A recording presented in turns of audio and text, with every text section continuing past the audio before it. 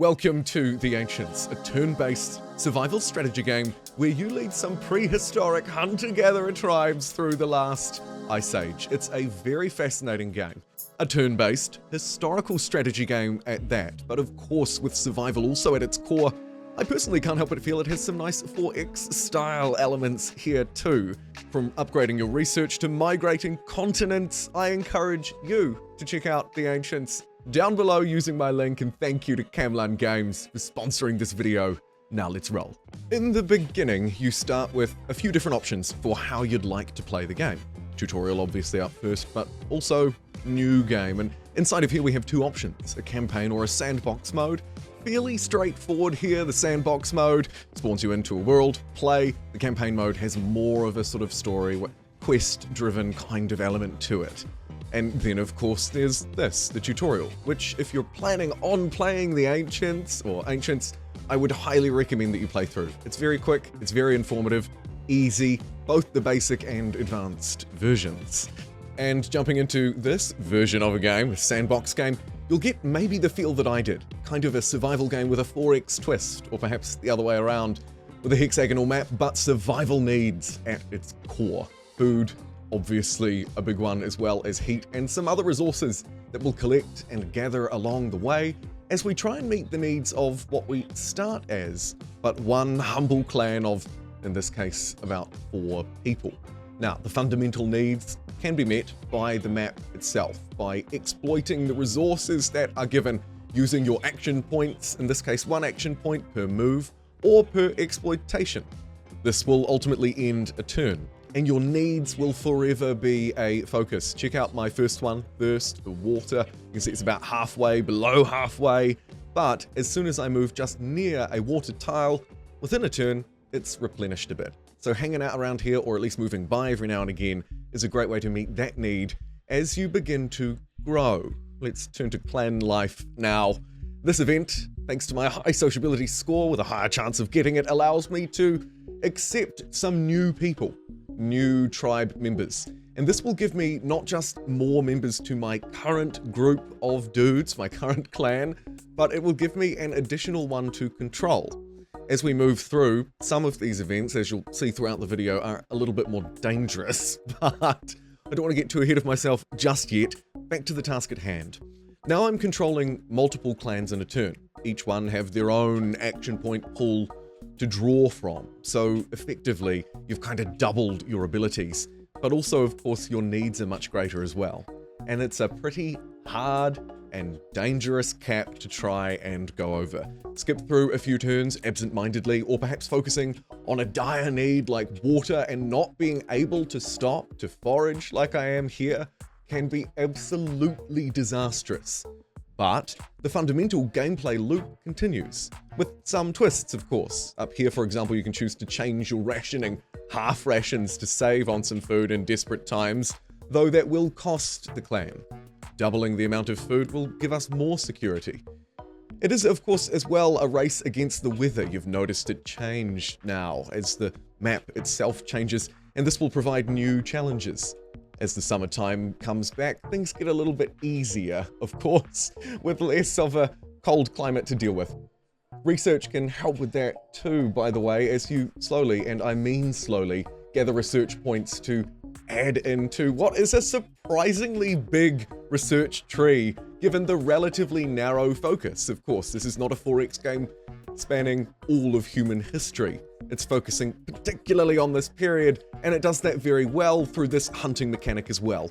Because the predators in this game, your predatory foes, will be your enemy. It's a PvE experience, ultimately, and the E are these predators.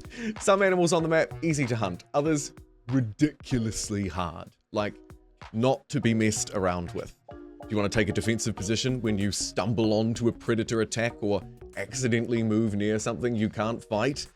Well, maybe. You might also want to go in and try and fight like I am here. Watch as the animal's health bar barely depletes and mine down the bottom right almost completely disappears. Losing about a dude each time I try and fight. This is a quick way to lose. The opposite, of course, cooperation, breeds a lot of benefits. Building and establishing a campsite having some of the dudes stay there, build things, craft, gather, while the others go out nearby, because there is a limited range in which you can move. You have to be close to one another. I think it's about 3 or 4 tiles. But once you've established a camp, albeit most likely temporary because you'll run out of resources around it. Once each tile is exploited, that's it. It's gone. No more resource there. But within this base, as you can see, you can build and construct things, like a tent to shelter you from the cold, or craft specific things like tools and weapons. Tools and weapons to help you gather better, hunt better. It's that ultimate drive for improvement, to find and explore, to get the better technology and slay the stronger foe. The survival challenge, though, is one that really shouldn't be messed with. As is perhaps quite accurate to the era that this game is representing, you cannot stay in one spot for too long. You might have heat here in this campsite, like I do, satisfying that need. Hunger, though, only temporary, as we'll run out of food nearby. Thirst? Well, in this case, yes, because I've chosen to settle by some water, something I'd highly recommend to you, by the way, if you're planning on settling down over a long winter time. But that need for food, as I strip back to half rations and can only exploit wood, handy to craft some spares for future hunting, but not for satisfying the immediate need and survivability of our people, is something I need to keep in mind. Because ultimately, having people survive also creates potentially a culture, with the game's very interesting and promising culture tree offering a lot of different options along an axis, for example, between freedom and authoritarianism, one that you can influence through decisions on the 4 different trees that you're seeing on your screen, as well as through in-game events, how you choose to manage, say, a clan member trying to desert due to a low sociability score, or again, maybe just the fact you've got no food. You can also choose how to deal with your elders, including endo-cannibalism. So there's options available for everybody inside of Ancients, that's for sure. The research tree does progress, as I've already mentioned, fairly slowly, and a lot of the benefits within it are about optimization, because with optimization come the ability to grow more.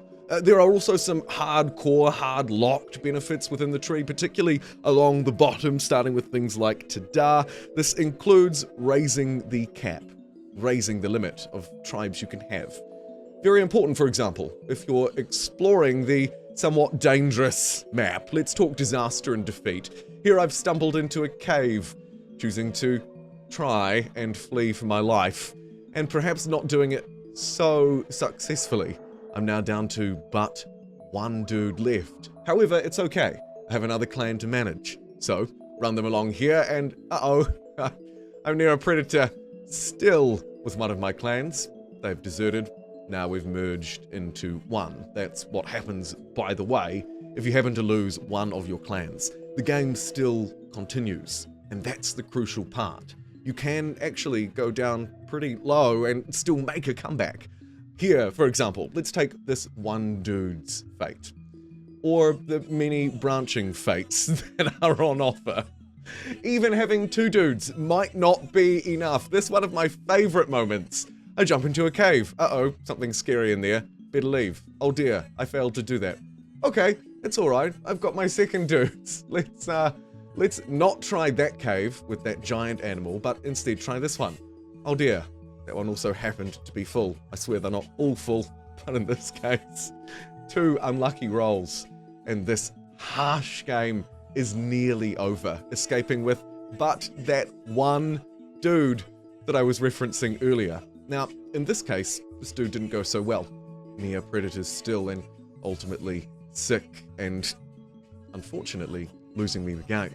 At the end of the game, by the way, just seeing as we're here, we may as well cover it. You get a nice little look at how well you did, how well you managed to survive. It almost feels a little bit like a roguelike at this point. I'm like, oh damn, I kind of learned some things. Okay, jump into a new map.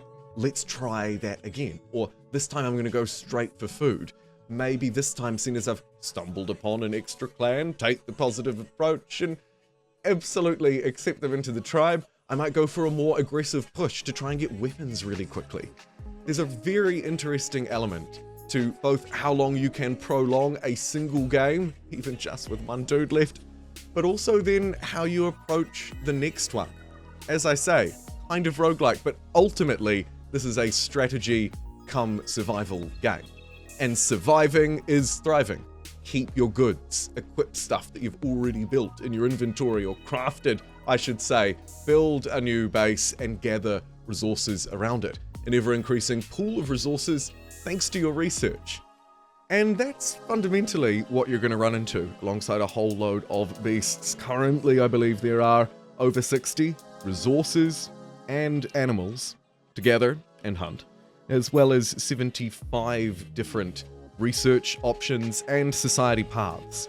But they don't plan to end it here because, of course, the Ancients has just launched in early access, so it's still very much a work in progress, and you should expect to see some issues around the edges.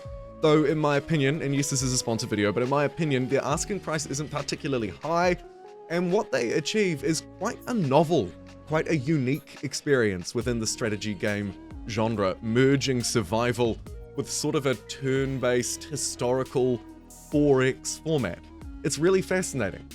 Over its predicted 8 to 12 month early access period, they plan to add more research and biomes, as well as maps, craftables, resources, and animals to the game, as well as adjusting it, adding quality of life experiences to both the campaign and sandbox, fixing stuff, mechanics, adding new features, all that kind of jazz. So if you are interested in this game, I would encourage you to click through the link below, check it out. Maybe you want to buy it, maybe you just want to play the free demo.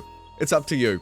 I have really enjoyed my time with the Ancients. I intend to revisit it personally, occasionally throughout its early access period, to check in on its development, because I think it satisfies a very interesting niche.